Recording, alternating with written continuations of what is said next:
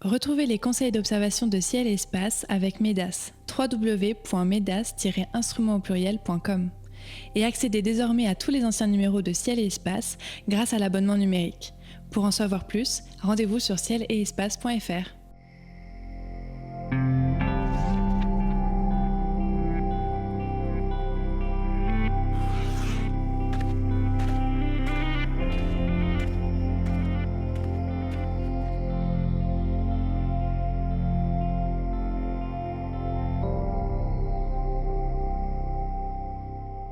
Bonjour à tous et merci d'être à l'écoute des éphémérides radio de Ciel et Espace. Comme chaque mois, conseils d'observation, coups de cœur, conseils photos et récits astro seront au programme de cette émission. Voici les événements que nous vous conseillons d'observer. La jolie conjonction entre Vénus et Jupiter le 1er mars, la lumière zodiacale à chercher vers l'ouest à partir du 9, le jeune croissant de lune qui s'approche de Jupiter le 22, Vénus, elle aussi approchée par la lune le 24, le premier quartier haut dans le ciel le 29 et le rapprochement entre Mars et l'amas ouvert M35 le 30.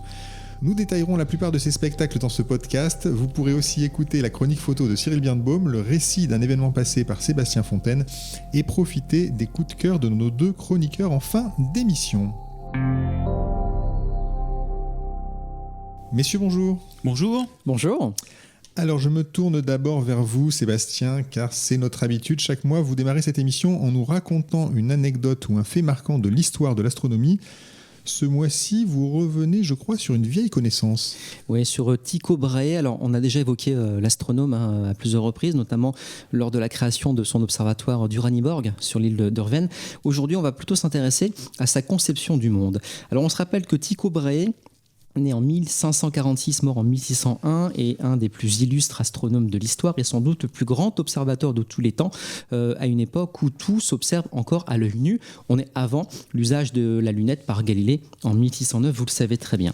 Alors Brahe est très tôt convaincu que l'amélioration de l'astronomie passe par l'accumulation d'observations précises du ciel, et donc dans son observatoire dont on a déjà parlé, il observe et note les positions des étoiles, des planètes, de la Lune ou du Soleil. Il perfectionne de nombreux instruments qui sont toujours en bois mais revêtus de métal. Il augmente leurs dimensions et affine les graduations. Brahe prend surtout conscience que la notion d'erreur scientifique dans les mesures est vraiment à prendre en toute considération, et avec ses assistants, eh bien, il répète les observations avec des instruments différents, triquetrum, des cadrans, des sextants, etc., de manière justement à avoir toujours les observations les plus précises possibles. Et il atteint une précision de l'ordre de 2 minutes d'arc, ce qui est tout à fait formidable. C'est 10 fois plus précis que les prédécesseurs de Tycho Brahe, et toujours à l'œil nu, j'insiste bien. En 1572, il observe une nouvelle étoile dans la constellation de Cassiopée, en réalité une supernova. Tycho démontre l'absence de parallaxe et donc prouve que l'étoile appartient à la sphère des fixes, et pour la première fois, le dogme de l'immuabilité des cieux qui remonte à Aristote est remis en cause. Puisque selon Aristote, rappelez-vous, le ciel est immuable, éternel, rien ne s'y passe, rien ne bouge, rien n'apparaît, rien ne disparaît. Et là, l'apparition d'une étoile nouvelle, bien évidemment, contredit grandement les préceptes d'Aristote. En 1577, Tycho Brahe, avec d'autres astronomes, démontre aussi que les comètes ne sont pas des phénomènes atmosphériques, comme le pensera d'ailleurs encore Galilée un peu plus tard, mais bien des astres situés au-delà de l'orbite lunaire, ce qui, là encore, est en contradiction avec Aristote. Pour Brahe, et pour des raisons à la fois astronomiques et théologiques, eh bien, le système héliocentrique proposé par Copernic est irrecevable, comme d'ailleurs le système géocentrique de Ptolémée.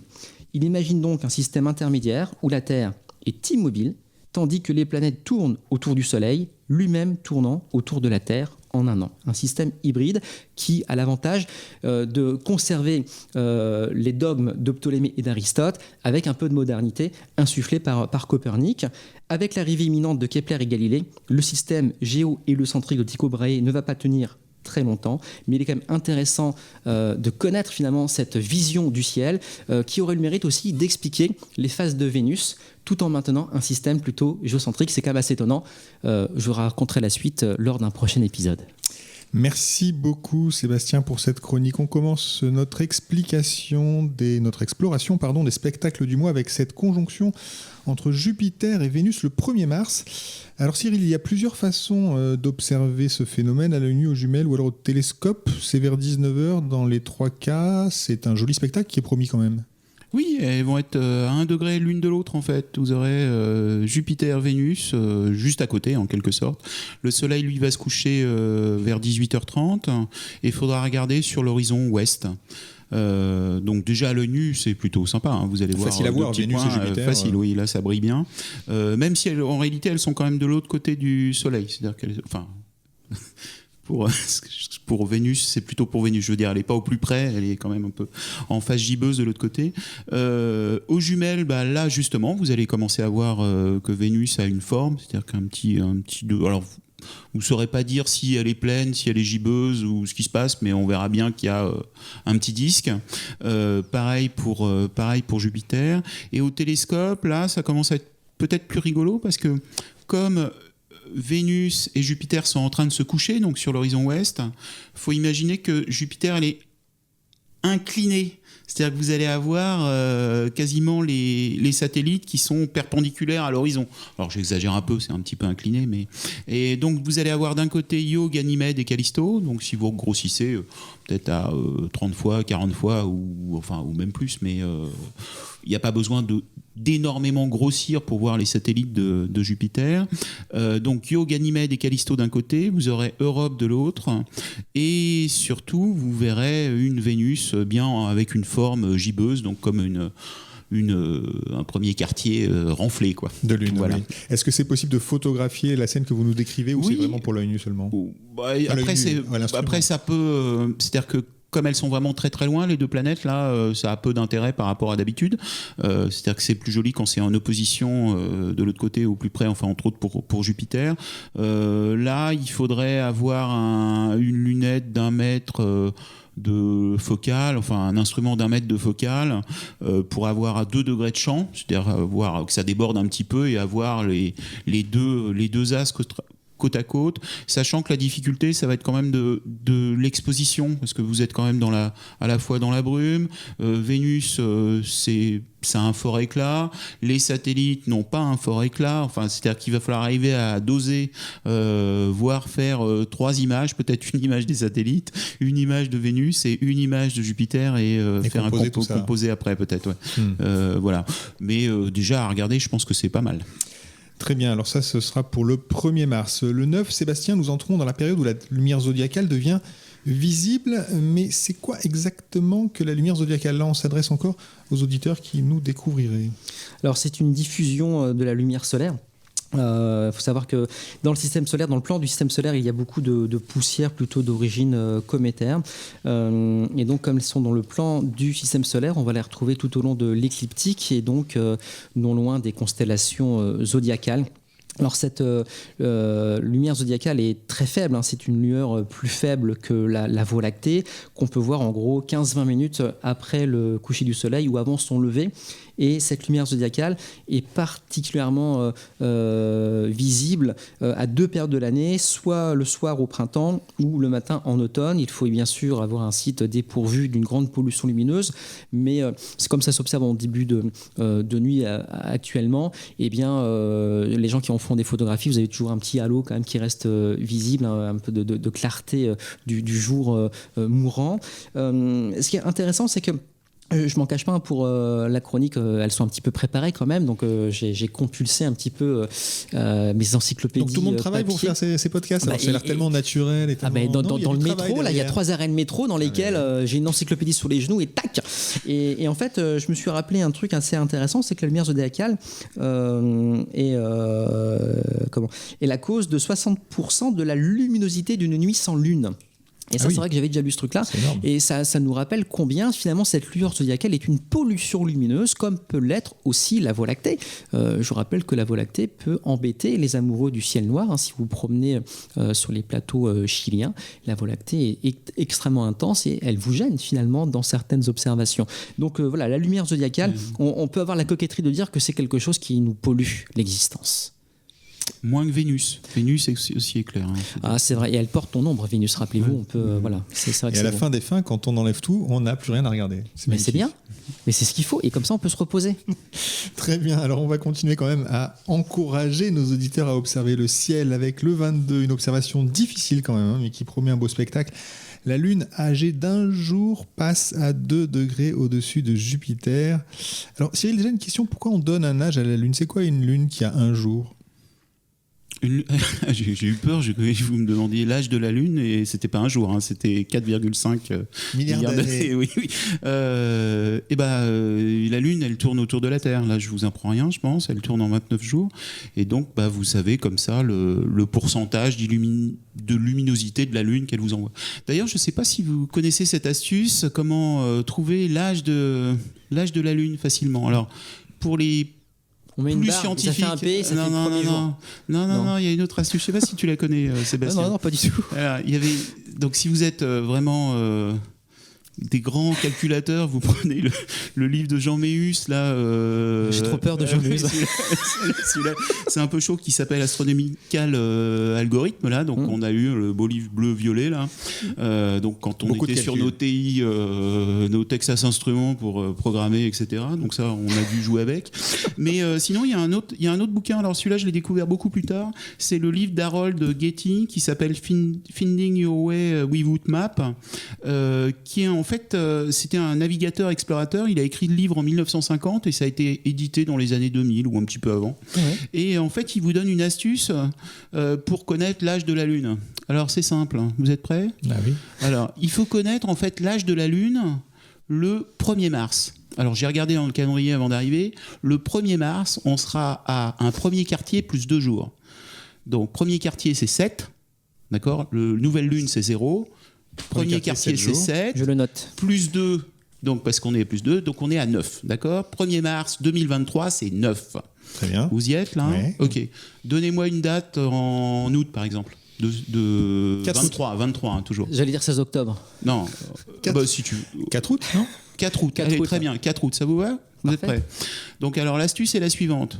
Donc, on prend donc comme référence, en fait, le 1er mars de l'année où vous cherchez une date. Donc, 1er mars 2023, c'est 9. Chaque mois, vous incrémentez de 1. Donc, on y va. Mars, pour aller jusqu'à août. Donc, on était 1er mars, avril, mai, juin, juillet, août, plus 5. Donc, 9 plus 5, ça fait 14. Vous y êtes ? Plus 4. Donc, tu as demandé le 4 août. 14 plus 4, tu es à 18. Donc, ça veut dire que tu es 4 jours après la pleine lune. Parce que 14, c'est la pleine lune. Voilà, magnifique. Ouais. Bravo. Donc, on est à 18 jours. Donc, le 4 août, on est à 18 jours. Ouais. 4 jours après. C'est super. 4 jours après vous raconter la série. Et alors, ce qu'il faut savoir, c'est que si on dépasse 30, ce qui peut arriver, si vous m'avez demandé le 30 août, ça voulait dire 9 plus les 5, 14. Plus 30, 44, et là on est 44, et ben vous retranchez 30 pour revenir à 0 en fait, parce que c'est 29 au 30e, vous revenez à 0. Et donc là, 44 moins 30, ça fait 14. Bon, on pleine lune. Carrément pleine lune. Voilà. Donc le 30 août, c'est à vérifier, mais le 30 août 2023, vous aurez une pleine lune. Très bien. Donc, écoutez, on invite tous nos auditeurs à faire ce calcul. Moi, je vais le retenir. Enfin, je vais quand même le vérifier avant de le retenir. Oui, mais c'est ça. Et bravo. C'était magnifique. Donc en fait, mais c'était pas la question. Votre question, c'était à quoi ça sert? C'était directement à quoi ça sert. Donc c'est juste savoir exactement où on en est sur la Lune et le pourcentage de luminosité de la Lune. Ce 22 mars, on aura cette observation, on va voir la Lune et Jupiter. La Lune sera éclairée à un jour et à 1,3%, donc un très fin croissant avec une lumière cendrée.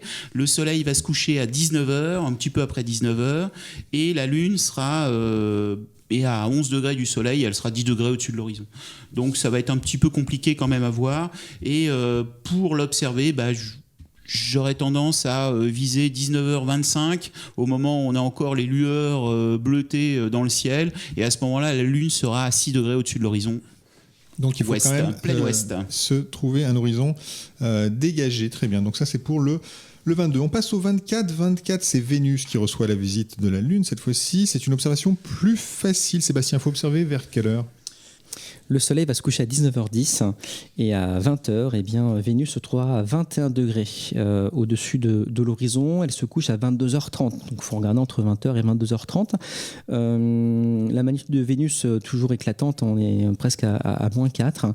Et la distance angulaire entre la Lune et Vénus est de 3 degrés, donc c'est très proche finalement. Vous avez Vénus au-dessus de l'horizon et 3 degrés au-dessus, le croissant de Lune avec une jolie lumière cendrée, puisqu'on est à quelques jours de la nouvelle Lune. Très bien. Donc une Lune âgée de 3 jours. 3 jours beaucoup plus faciles à voir que celle dont nous avons longuement parlé juste avant. On passe au 29, toujours avec la Lune, cette fois-ci en premier quartier, donc 7 jours d'âge, si j'ai bien suivi l'explication de Cyril. Cette fois-ci, elle sera assez haute dans le ciel. C'est l'occasion d'explorer la surface de notre satellite. Sébastien, est-ce que vous pourriez nous raconter un petit peu ce qu'on peut voir dans une lunette astronomique lorsqu'on se tourne vers le premier quartier? Oui, alors en plus, le premier quartier, c'est quand même assez joli parce que, en plus du Terminator, la limite jour-nuit a toujours scruté avec son instrument. La Lune, au premier quartier, va présenter, je trouve, les plus jolies mers. Alors, ça commence par la mer d'Écrise, et j'avoue que j'ai toujours une petite affection pour cette mer d'Écrise, puisque grâce à elle, on peut mesurer les librations. On a déjà parlé, c'est pas le sujet aujourd'hui, mais la mer d'Écrise, cette petite mer circulaire très sombre que l'on voit sur la partie supérieure de la Lune, plus ou moins proche du limbe, devrais-je dire. Et puis les 3 grandes mers, la sérénité, la tranquillité, la fécondité, qui se devinent à l'œil nu, qui se voient dans une paire de jumelles, et avec une lunette astronomique d'initiation, eh bien, on peut vraiment bien esquisser leur contour.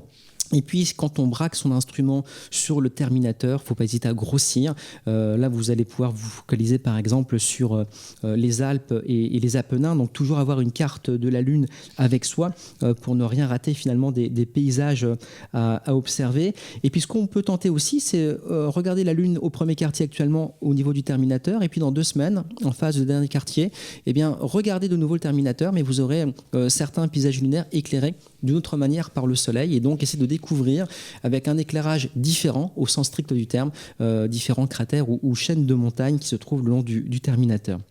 2 cratères sinon importants à observer quand la Lune est en premier quartier, Aristote et Eudoxe, que je vous invite à regarder. Sinon, j'aimerais juste vous dire que ce soir, donc le 29, il y a un passage de l'ISS qui va frôler la planète Mars. Alors ça dépend où vous serez en France. Donc la planète Mars quasiment survolée par l'ISS vue depuis la Terre, et puis l'ISS après croiser Mars va continuer en direction de la Lune, et ça va se passer à 21h30. Donc une fois que vous avez observé la Lune, eh bien attendez le passage du l'ISS et vous aurez passé une très très bonne soirée. Très bien, merci beaucoup. On termine avec le dernier événement du mois, Mars qui s'approche à 1,2 degré de l'amas ouvert M35. Cyril, M35, c'est dans quelle constellation? Dans les Gémeaux. Dans les Gémeaux, c'est juste sur les pieds des Gémeaux, là, plutôt à l'ouest, là. Et donc, vous allez avoir donc ce rapprochement, mais vous allez aussi avoir la Lune, en fait, qui va un peu nous embêter, puisqu'elle sera le 28 à 4 degrés de ce rapprochement. Et elle sera surtout illuminée à 50%, donc une demi-lune. Très bien, donc c'est une observation à faire autour du 30 mars.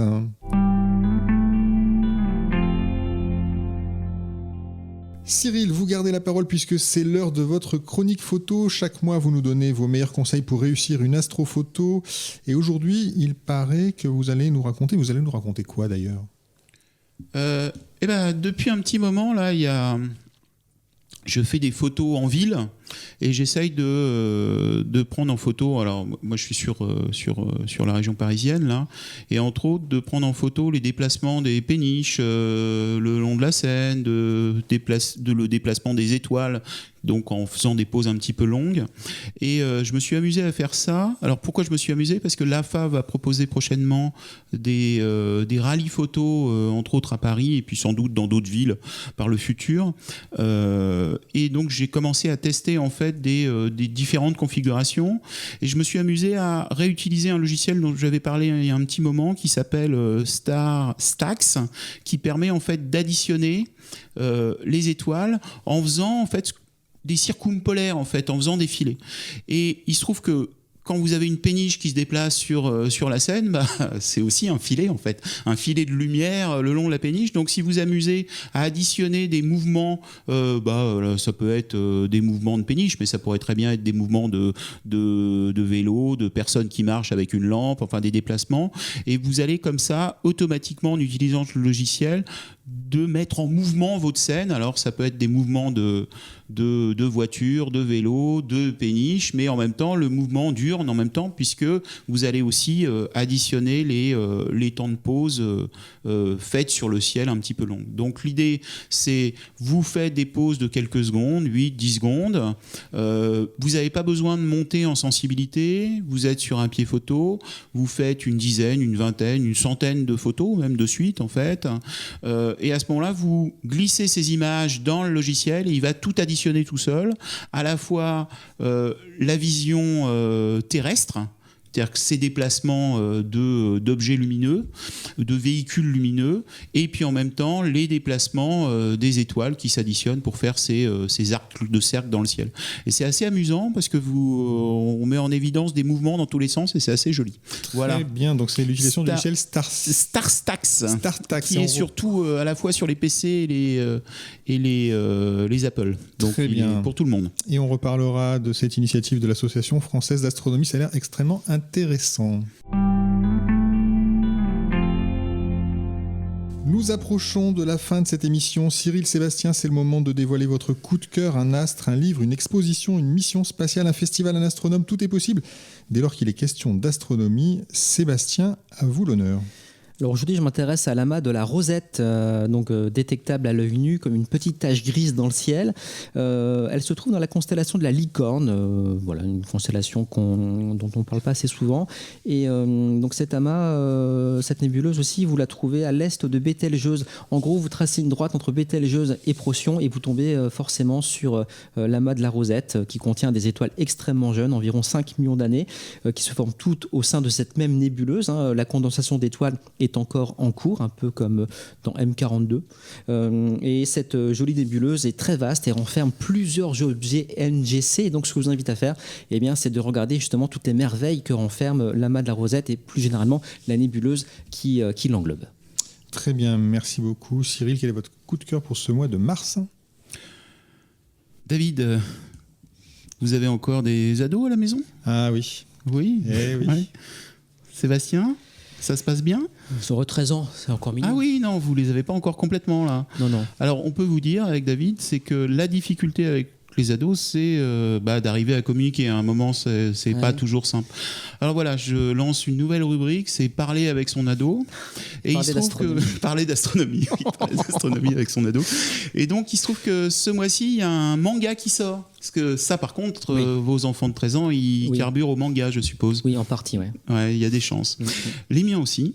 Et alors c'est un manga qui va sortir, donc il y a eu un gros succès au Japon. Il s'appelle Du mouvement de la Terre, l'héliocentrisme ou la beauté de l'univers, et il est à partir de 14 ans, donc c'est carrément grand ado là. Ça va être. Je suis dans la cible. Ah oui, il va même vous plaire. Donc c'est un manga qui est dessiné par Yuto. Alors je sais pas si je le prononce bien. Et on est dans l'Europe du Moyen Âge, donc là je reviens à votre première rubrique sur Tycho Brahe, forcément. Oui. Donc 16e siècle. Et donc à ce moment-là, c'est le géocentrisme, ce que vous avez raconté tout à l'heure. Exactement. Et il se trouve qu'on a un théologiste qui s'appelle Rafale, qui est une sorte de jeune homme qui croise la route d'un personnage. Alors on ne sait pas trop tout exactement sur lui au début, parce que j'ai eu la chance de lire que le tome 1 pour l'instant, qui n'est pas encore tout à fait sorti. Ah, c'est un machin en 300 volumes, c'est ça ? Non, il n'y a que 6. Non, justement, mangas, il y en a que 6. Pardon, moi je vous tutoie, mais tu sais bien que les mangas, tu sais quand ça commence, on sait pas quand ça s'arrête. C'est clair, mais là, il n'y en a que 6 qui vont être donc vendus les uns après les autres. Et donc, ce personnage croise donc notre personnage, enfin, notre deuxième personnage, Hubert, qui croit à l'héliocentrisme, et il y a toute la démarche scientifique, donc c'est vraiment passionnant, et je pense que vous allez pouvoir discuter avec votre ado. grâce à ce livre. On va les dégoûter des mangas. Merci de nous sauver, Cyril. On va rappeler quand même le titre de ce manga. Du mouvement de la Terre, l'héliocentrisme ou la beauté de l'univers. Et comme un manga, donc il faudra le lire à l'envers. Enfin, pour nous. Ou dans le bon sens pour eux. Ah oui. Très bien, merci beaucoup. Les éphémérides radio de Ciel Espace s'achèvent pour ce mois-ci. Merci à Cyril Birnbaum et à Sébastien Fontaine. Merci à Nicolas Franco qui a réalisé cette émission. Elle était présentée comme chaque mois par David Fossé. Nous vous donnons rendez-vous au mois d'avril. D'ici là, songez à vous abonner ou vous réabonner à Ciel Espace. Merci pour votre fidélité et à très bientôt à l'écoute de nos podcasts.